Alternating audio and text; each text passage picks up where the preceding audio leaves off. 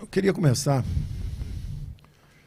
com uma breve palavra sobre fake news.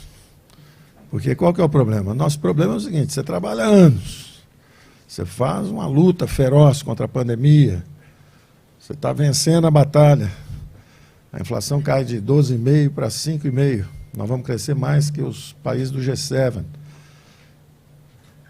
O desemprego cai de 14,9% para 8,7%. Saiu o CAGED anteontem, criamos mais 278 mil novos empregos formais. Desde o fundo do poço, criamos 16,7 milhões de novos empregos. Nós criamos mais emprego que os Estados Unidos, a Alemanha e o Reino Unido juntos. 8,8 milhões de empregos informais e 7,9 milhões de empregos, foram 8,8 de informais e 7,9 de formais. Então são 17,8 milhões de empregos novos. Então nós estamos criando empregos, o desemprego desabando, a inflação cai de 12 para 5,5 esse ano. O crescimento que diziam que ia ser recessão, vem um crescimento de 3%, 900 bilhões de investimento contratado para os próximos 10 anos, fora a outra onda de investimentos que eu vou falar depois. Então a economia está, como todas as previsões foram erradas, partindo para mentira. Quer dizer, roubo já era uma conversa bastante comum. Agora a mentira também, roubando o futuro, roubando o voto das pessoas, falando mentira. Então as mentiras, eu quero começar justamente falando de fake news versus fatos e dizendo o seguinte, aproveitando que a imprensa está ali fora também, eles estão nos ouvindo, dizendo o seguinte: nos ajudem, vamos falar um pouquinho de verdade só. Só um pouquinho, não precisa muito não, só um pouquinho de verdade já ajuda. Por exemplo,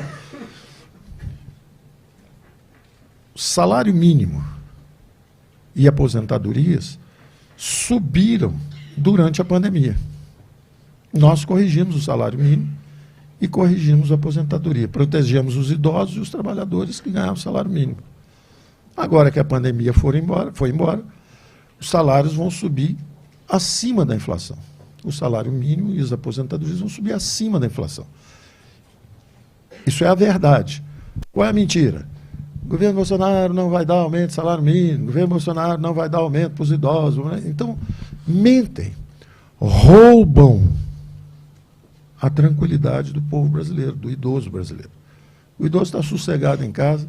Durante a pandemia, nós antecipamos o pagamento de aposentadorias e pensões, corrigimos pela inflação, e agora que a pandemia foi embora, nós vamos dar um aumento acima da inflação.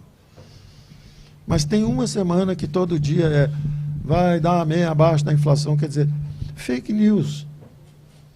Gente que roubou o Brasil, agora querendo roubar o futuro e a esperança também de pessoas idosas que estão tranquilas em casa. Então isso é um absurdo, isso é um roubo de voto. Não pode fazer isso, não pode fazer uma mentira dessa. O funcionalismo público, que contribuiu durante a pandemia, porque estavam com salários bem acima do setor privado, estavam em home office, estavam com estabilidade de emprego, quando pessoas estavam, milhares de pessoas morrendo, empresas fechando, pessoas sendo demitidas, o funcionalismo deu uma contribuição, ficou sem reajuste. Acabou a pandemia, os salários do funcionalismo público vão subir também acima da inflação. Esses são os fatos. O que você vê é o contrário, vão acabar com férias, vão acabar com isso. Quer dizer, eu quero acreditar que a democracia brasileira é uma democracia em desenvolvimento. Eu não posso acreditar. Uma peça importante, o quarto poder, na democracia, o quarto poder é a mídia. A mídia tem que ser séria, imparcial, isenta, falar a verdade. Então, em vez de explorar um documento que existe, assinado pelos economistas do Lula, é um documento que existe, que propõe o fim do Auxílio Brasil, que eles acham que é um programa mal focado. Eles vão substituir esses R$600 nossos, que é o Auxílio Brasil, eles vão substituir isso por um seguro bolsa, qualquer coisa. Olhar para a Câmara. Mas está cheio de gente aqui também. Então vejam.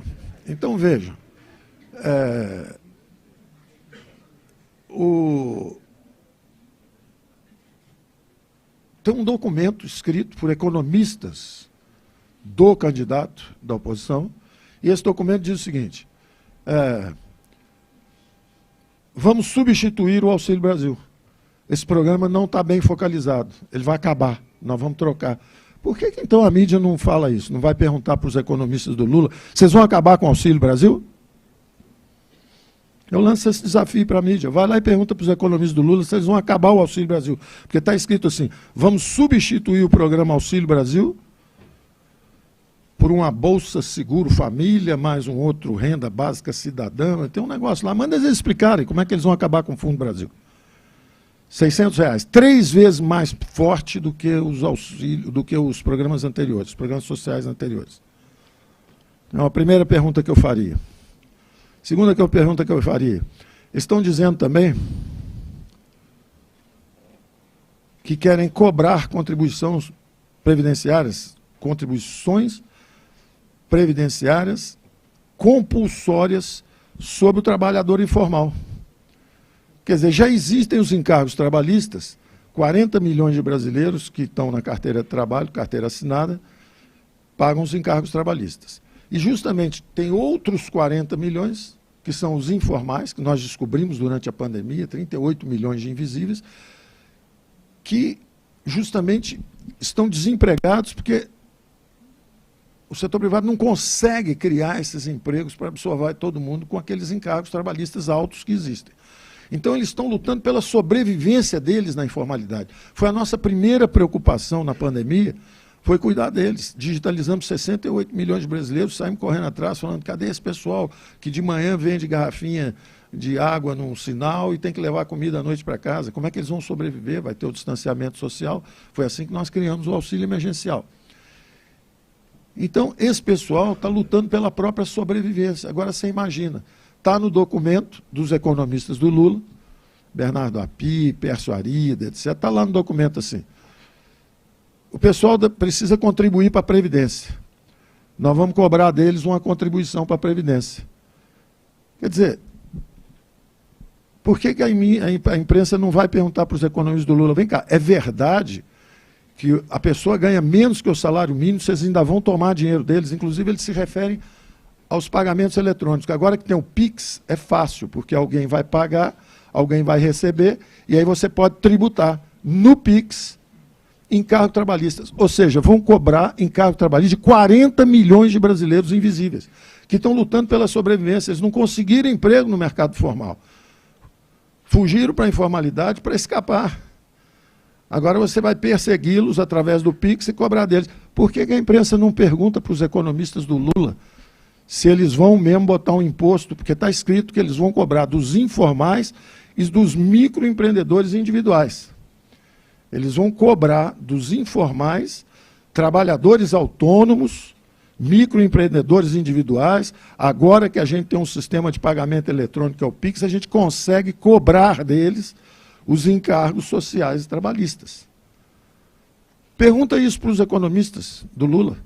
Em vez de inventar fake news a nosso respeito, que nós não vamos pagar aumento de salário, que nós não vamos fazer, façam as perguntas, porque tem um documento escrito. Tem um documento escrito por eles. Terceira coisa, eles vão pegar o FAT, o FGTS, vão pegar o FGTS, que hoje é uma poupança individual do trabalhador, e vão desviar isso para pagar seguro-desemprego.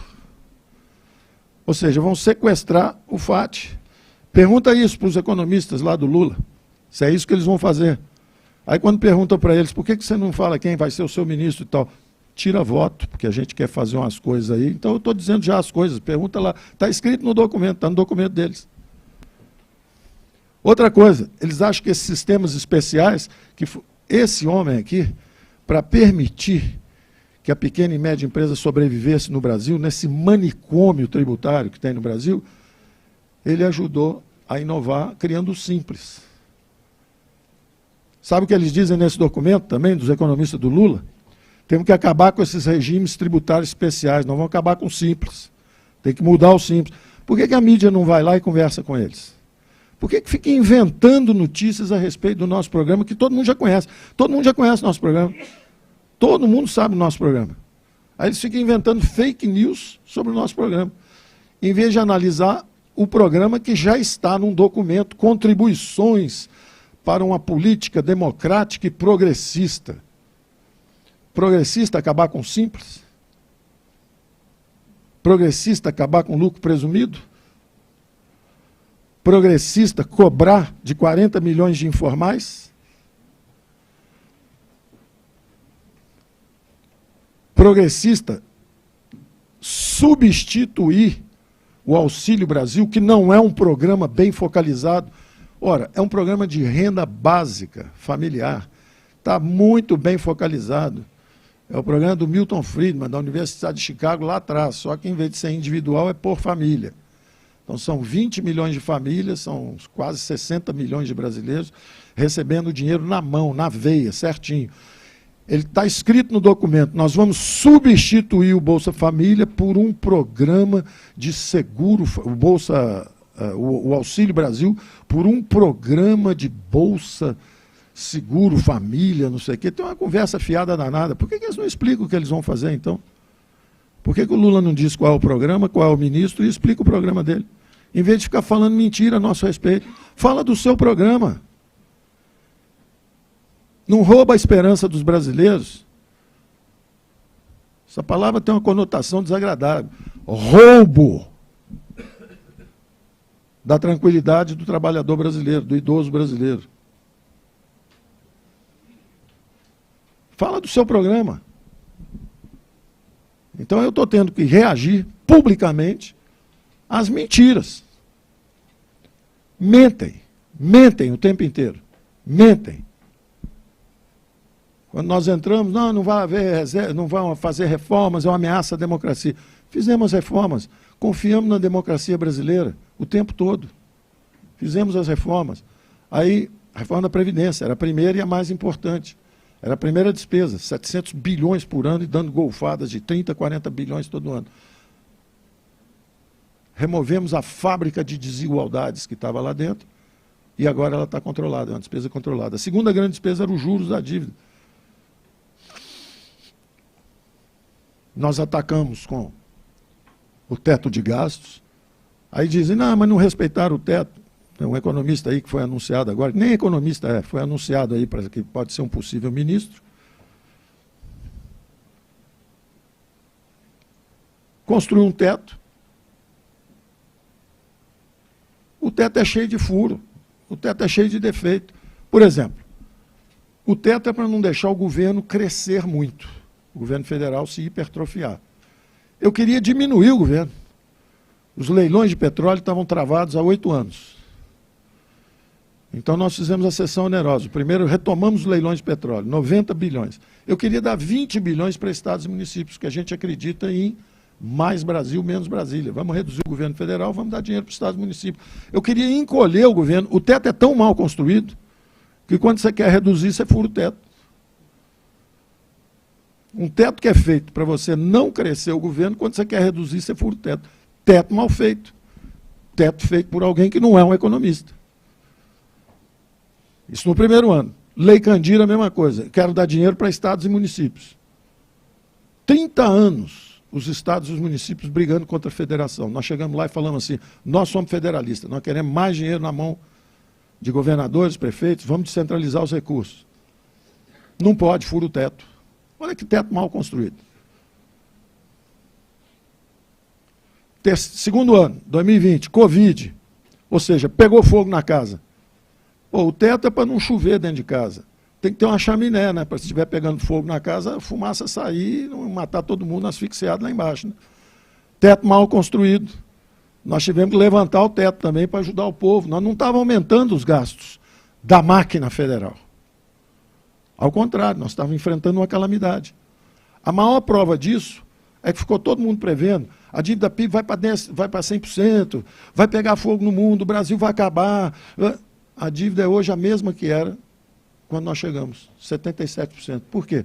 Porque o teto era tão mal construído que se você fizer uma chaminé para sair a fumaça, eles acham que vai pegar fogo na casa. É o contrário. O teto é tão mal construído que se você transferir dinheiro para estados e municípios para reduzir o governo federal, eles dizem que vai explodir. Não, o teto é que é mal construído. O teto é que é mal construído. Então nós respeitamos o espírito do teto. Tanto que é o primeiro governo que vai sair gastando menos do que quando entrou. Nós estávamos gastando 19% do PIB, Covid bateu, nós somos a 26,5%, hoje nós estamos com 18,7%, gastando menos do que antes da doença. O desemprego era 12%, foi para 15%, hoje está em 8,7%, menos do que quando a doença chegou.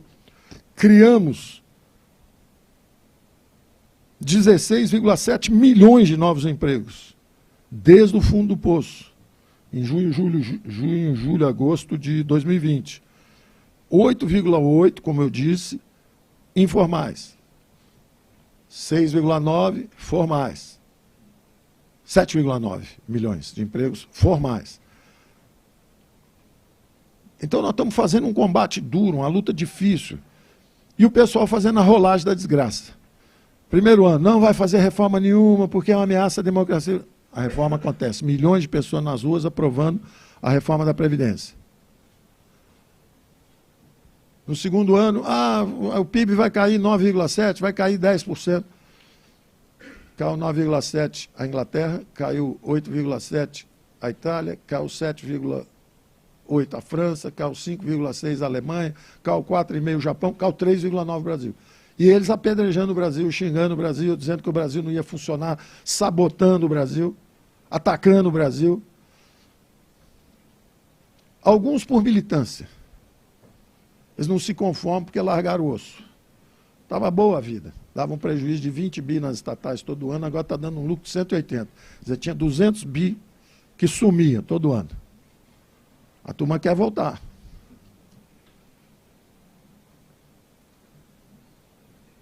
Então, a segunda grande despesa, justamente que era os juros, o que nós fizemos? Em vez de controlar só os gastos, vamos também desinvestir.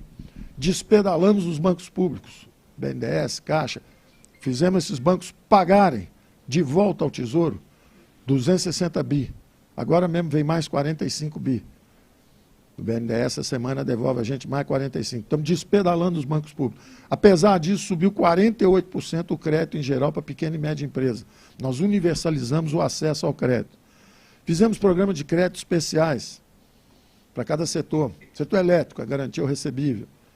Setor de aviação, fizemos como Warren Buffett fez nos Estados Unidos quando comprou a Goldman. Se o avião voar de novo, eu sou sócio, é um debênture conversível em ações. Se o avião ficar no chão, eu pego o avião se você não conseguir me pagar, é uma garantia.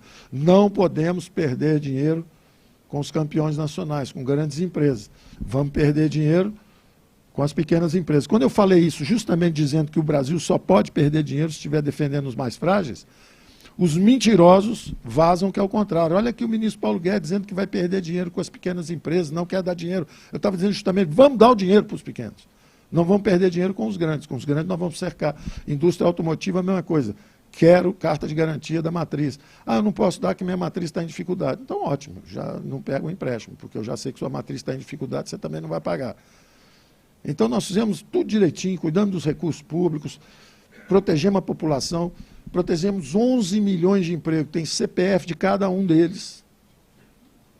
O restaurante ia mandar alguém embora, faz o seguinte, vem para o benefício emergencial, 2 horas antes do almoço, produz a quentinha aqui, vende na vizinhança, 2 horas antes do jantar, entrega também em casa, mas mantém o emprego, reduz a jornada de trabalho pela metade, em vez de 8 horas, já que ninguém está vindo ao restaurante, por distanciamento social, cozinha para a vizinhança, aqui perto, e mantém a jornada, reduz de 8 horas para 4 horas. E nós pagamos a outra metade do salário. Resultado, 11 milhões de CPF. São 106 milhões de brasileiros do último censo, em população em idade de trabalho. 46 tinham carteira de trabalho. 13 eram funcionários públicos, sobravam 33 do setor privado. Pois bem, 1/3, 11 milhões, foram empregos preservados pelo nosso programa. Então, preservamos empregos, salvamos vida, vacinamos a população inteira, controlamos gastos, estamos gastando menos do que gastávamos. Somos uma geração que pagou pela guerra. Vocês podem bater no peito e dizer, olha, nós pagamos pela guerra, não jogamos conta para filho e neto no futuro. Está tudo pago. Se você ficou doente, vende a casa de campo, vende um sítio, paga a doença e vão embora, em vez de ficar jogando a conta para o futuro. Foi o que nós fizemos. Desinvestimos 240 bilhões em subsidiárias de empresas estatais, monopólios verticalizados, como era a Eletrobras, que acabamos privatizando esse ano, como era a Petrobras, nós vendemos a BR Distribuidoras, vendemos a TAG, que eram os gasodutos. Quer dizer, o Brasil era prisioneiro dessas empresas. A empresa só pode investir 3 bilhões por ano, a gente precisava de pelo menos 15 só em energia hidrelétrica, para manter a fatia de mercado. Então, nós estamos libertando o Brasil dessa prisão, o país começa a crescer, ninguém entende o que está acontecendo e fica rolando a desgraça. Alguns por militância, que querem mentir e perderam a noção. Uma democracia vive do aperfeiçoamento de suas instituições. Quem age fora das 4 linhas descredencia a sua instituição. Se tem um jornalista que só fala mal, ele está descredenciando o jornal. Se tem um congressista que ameaça bater num juiz supremo, ele está descredenciando o Congresso. O Congresso tem que ir lá e intervir, senão o cara sai da outra casinha também. Acaba um juiz do Supremo, que é para interpretar a Constituição, saindo para prender um deputado. Aí o deputado dá um tiro na polícia, quer dizer, começa a subir a barulheira toda. Por quê? Tem gente jogando fora das 4 linhas. Cada um tem que fazer o seu papel. E cada um fazer o melhor possível. A imprensa é distribuir a informação correta. Não é ficar inventando fake news todo dia para derrubar um candidato, em vez de fazer as perguntas para o outro, porque os economistas do outro candidato estão lá com um papel dizendo que vão tributar os informais, com a contribuição previdenciária compulsória, e vão aproveitar as transações exatamente no Pix para poder já tributar ali, na transação eletrônica. Ao mesmo tempo, dizem que vão acabar com o regime especial do Pix, do Simples. Ao mesmo tempo, dizem que vão substituir o Auxílio Brasil por outro programa. Qual é o programa? Explica para a população qual é o programa. Quer dizer que não vai pagar os R$600? Porque eles ficam falando que a gente não vai pagar, nós vamos pagar. A nossa proposta já está lá, foi aprovada na Câmara. Tributar lucros e dividendos e pagar. Com lucros e dividendos você tinha quase 70 bilhões, você paga os 52 bilhões que custam esse Auxílio Brasil, uma renda básica familiar, para sempre. Já está lá, já foi aprovada na Câmara, falta o Senado aprovar. Então, nós temos trabalhado com muita responsabilidade, com muita seriedade, com muita determinação. E é triste quando você vê que tem gente fora das 4 linhas. Quando você vê que tem gente cometendo parcialidades. Eu sempre falei, eu não quero acreditar que a democracia brasileira é uma democracia Saci Pererê, só pode presidente de esquerda. Só pula com a perninha esquerda. Tem o Saci Pererê, é só na perninha esquerda que sabe. Os conservadores, os liberais têm direito à representação popular. Aliás, o que aconteceu com o Congresso? Em 2018, o Bolsonaro era um fenômeno isolado. O Congresso era 70% centro-esquerda. Os conservadores eram 30%. Em 2020, ficou meio a meio, 50% a 50%. Os partidos de esquerda perderam. O PT perdeu 1.500 prefeituras, o PMDB perdeu mais de 700 prefeituras, o PSDB perdeu mais de 200 prefeituras, aliás, o partido parece que acabou. Quer dizer... E a centro-direita está subindo. A centro-direita tem hoje 70% do Congresso. Então, isso é um fenômeno que está acontecendo. Quer dizer que a democracia brasileira não pode, tem que ficar só com a esquerda? Então, vamos falar a verdade, vamos deixar uma eleição justa acontecer e vamos respeitar o resultado. Agora, se as pessoas que estão saindo das 4 linhas o tempo inteiro convencerem o outro lado que está havendo roubo, é muito ruim para todo mundo, descredencia, que está havendo parcialidade. Você imagina se o Brasil começar a achar agora que o Supremo tem um lado. Você imagina se o Brasil começar a pensar agora que a mídia tem um lado. Você vai descredenciando as próprias instituições democráticas. A mídia é o 4º poder, o Supremo é um poder importante. O Legislativo está com uma representação agora de centro-direita. Isso tem que ser respeitado. Então, eu estou falando isso porque faltam 2 dias, 3 dias, e todo dia tem uma notícia nova. Todo dia tem uma fake news contra o governo, dizendo que nós vamos fazer isso, que nós vamos fazer aquilo, que tem um documento. Bom, tem documento do outro lado também, assinado, dizendo que vai fazer. E do nosso lado não tem. Não aparece a minha assinatura em nenhum documento desse. Tem um petista, a Arca de Noé, toda a Arca de Noé tem um pica-pau, não tem?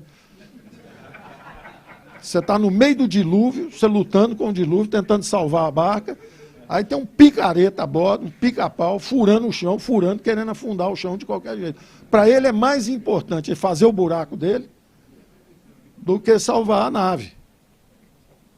Então, o pica-pau, o picareta, geralmente um petista infiltrado lá, bota uma noticiazinha, vamos fazer isso aqui, eles querem fazer isso aqui. Por isso que eu vejo, toda hora chegava uma proposta para mim, as propostas mais idiotas do mundo, propostas que já foram mandadas embora, já foram descartadas. As propostas nossas de impostos, elas estão na proposta de reforma tributária que nós fizemos. Elas estavam lá.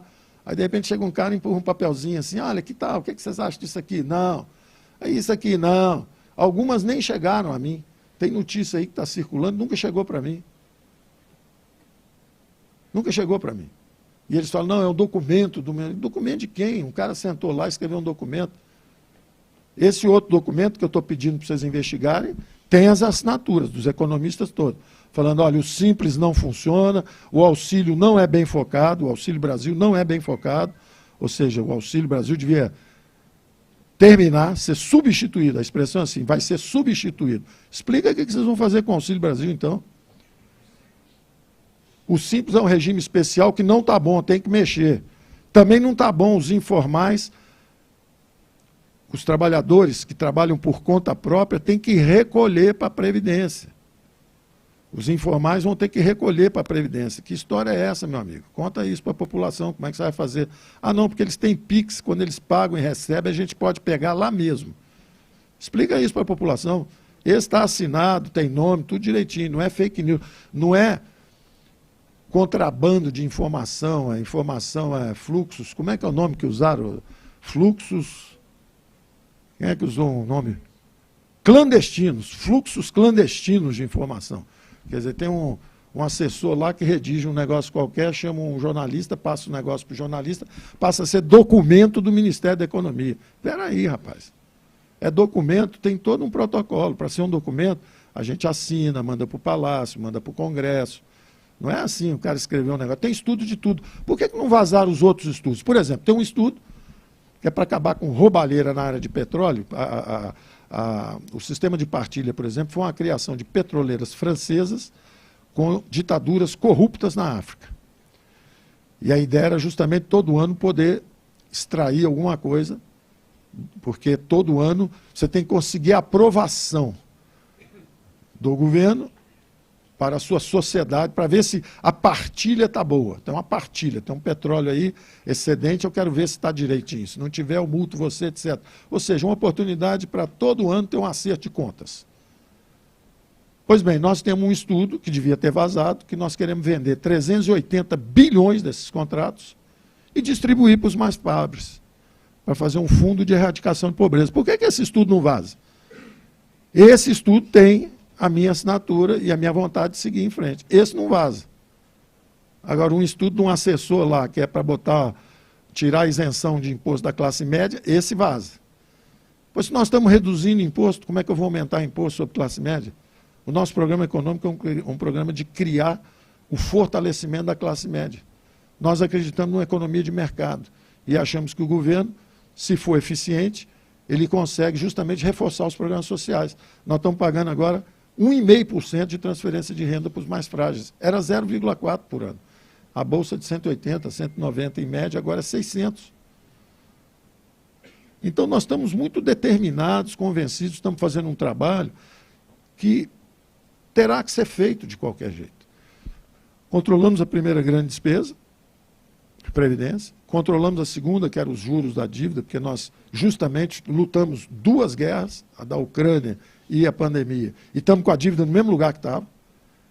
Quer dizer, então, economizamos 80 bilhões no primeiro ano, 120 bilhões no terceiro, no segundo ano, mais 100 bilhões de juros no terceiro, e agora não deu, porque o juro subiu, porque está tendo que combater a inflação do mundo inteiro.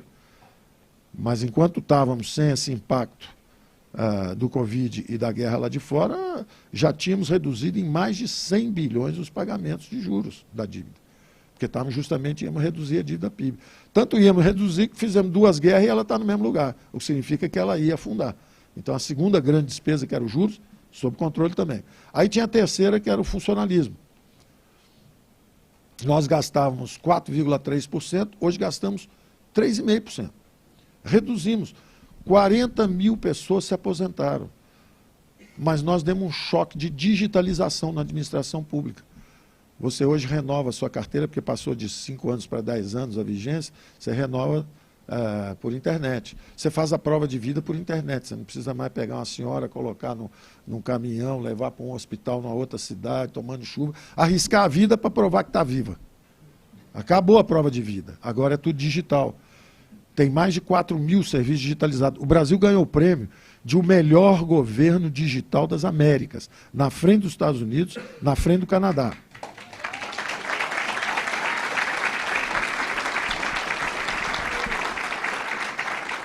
E nessa segunda-feira eu troquei informação com um homem nosso que está lá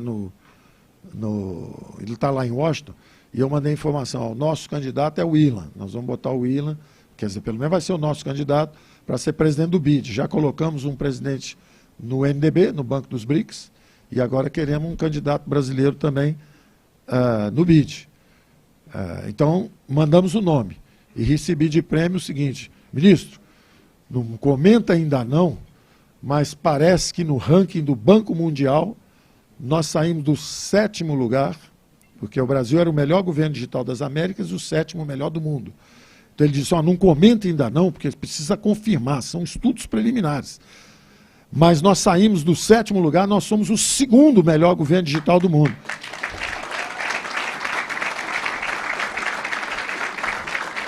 Então não vou comentar ainda não. Ele pediu para não comentar ainda não, eu não vou comentar ainda não, tá certo? Mas, pô, quer dizer, são visíveis os avanços do Brasil. O Brasil é super respeitado lá fora. O secretário-geral da OCDE hoje mandou para mim, e aí, como é que estão as coisas aí e tal? Conversamos o tempo inteiro. Ele está criando um novo sistema para acomodar o que era uma demanda do Brasil há muito tempo, que é o seguinte, eles têm um sistema lá que é o seguinte, plante uma árvore, que aí nós vamos capturar o carbono, e aí eu te dou um crédito de carbono, te dou um incentivo. E nós perguntávamos sempre, vem cá, quer dizer que a gente precisa primeiro derrubar a árvore para depois ganhar um incentivo, que a gente vai plantar ela de novo? Ou será que a árvore devia valer mais viva do que morta? A gente devia deixá-la já em pé e nos pagar um fluxo de serviço, pagamento por serviços ambientais, preservação de recursos naturais. Depois de muita conversa, vai, vem, fechou conosco. A Indonésia, que está presidindo o G20 esse ano, a Índia, que vai presidir o ano que vem, e o Brasil, que vai presidir em 24. Fechamos um acordo. Vão ser quase 100 bilhões de dólares ano de pagamento pela preservação de serviços ambientais. E o Brasil vai ter entre 15% e 20% desse fluxo, ou seja, uns 17 bilhões de dólares ano para a preservação da bioeconomia e tudo isso. Então, nós estamos avançando em todas as direções. Os acordos internacionais, agora que teve essa guerra da Ucrânia, tem uma preocupação com a segurança energética da Europa, está todo mundo vindo conversar com o Brasil, que o Brasil é o futuro para garantir a energia, a segurança energética da Europa. Então, nós estamos numa posição privilegiada, o Brasil está no caminho da prosperidade. Eles dizem, não vai ter reforma. Tem reforma. Vai ser uma catástrofe, vai cair, o PIB vai cair, não vai voltar. Volta. Vai ficar em depressão, volta em V. O V é de virtual, não é, volta em V, sobe 4,5. Mas o ano que vem não cresce, que era esse ano. Eu falei, vocês vão passar o ano revendo o crescimento para cima e a inflação para baixo. Aí eles passam o ano revendo para cima e para baixo. Mas tem a rolagem da desgraça. Todo ano você rola mais um ano para frente. Mas o ano que vem que vai ser um desastre. Então, dessa vez eu concordo. Se o outro candidato ganhar, vai ter o que vocês estão esperando há 4 anos. Tem 4 anos que vocês estão prevendo errado. Vocês têm uma pequena chance de acertar dessa vez, né? Se o outro candidato ganhar. Se a gente ganhar, vai ser a rolagem da desgraça. Vocês vão passar mais 4 anos rolando isso para frente. Então, estão errando, mas grosseiramente. Os erros são... Os erros são dramáticos. Até me perguntaram como é que você viu os economistas todos aderindo ao Lula. Eu falei, claro, eles erraram tantas previsões que o setor privado não contrata mais. Tem que todo mundo ir trabalhar para o governo mesmo. O governo tolera erro desse tamanho, que é cometido. Você fala que o PIB vai cair 2 e o PIB cresce 4,5. Aí você fala que o PIB não vai crescer 0, aí o PIB cresce de novo. Quer dizer, os erros têm sido colossais. Eu nunca vi tanto erro. Das duas, uma, os caras são muito ruins, ou está todo mundo fazendo política. Pode escolher. É uma das duas, não tem a terceira. Então, eu acho importante dizer isso, porque nós estamos aí nos dias finais. Se for para ganhar ou se for para perder, que seja de uma forma justa, que seja de uma forma honesta, que seja de uma forma correta, que não seja mentindo, inventando notícia a respeito da outra campanha. Tudo que eu falei aqui está escrito num documento deles. Aí você fala, mas está escrito no seu documento. E eu estou dizendo, não é o meu documento. Não é o meu documento. Tem milhares de estudos lá no Ministério da Fazenda. Só é meu quando eu assino. Aí é meu. Aliás, o que eu falei aqui é um documento assinado. As pessoas assinaram. Então, eu acho importante vocês entenderem o seguinte, as despesas do setor público foram controladas estruturalmente. Nós travamos primeiro a Previdência com a reforma, depois nós aceleramos as privatizações, os desinvestimentos e as desalavancagens de bancos públicos, impedimos o crescimento justamente das despesas de juros. Fomos para a terceira despesa, que era o salário do funcionalismo, demos um choque digital, fizemos uma reforma administrativa invisível. 40 mil pessoas foram embora e as despesas caíram de 4,5% para de 4,3% para 3,5% do PIB. Estamos gastando menos com funcionalismo. E houve um aumento de produtividade. Por isso que eles podem ter um aumento acima da inflação nesse ano. Porque teve um aumento forte de produtividade no setor público. Estão trabalhando mais, com muita eficiência, uma turma valente, deram a contribuição deles, ficaram sem aumento durante a pandemia. Então agora você pode dar o aumento. Vão ter um aumento acima da inflação. Eu estou falando isso, a mídia está lá fora. Vamos ver se sai isso ou se sai de novo. Ministro diz que vai subir, vai baixar o salário mínimo. É mentira, mentira, fake news, conversa fiada. Tentativa de roubo de voto. Isso é uma vergonha numa democracia. Uma vergonha isso.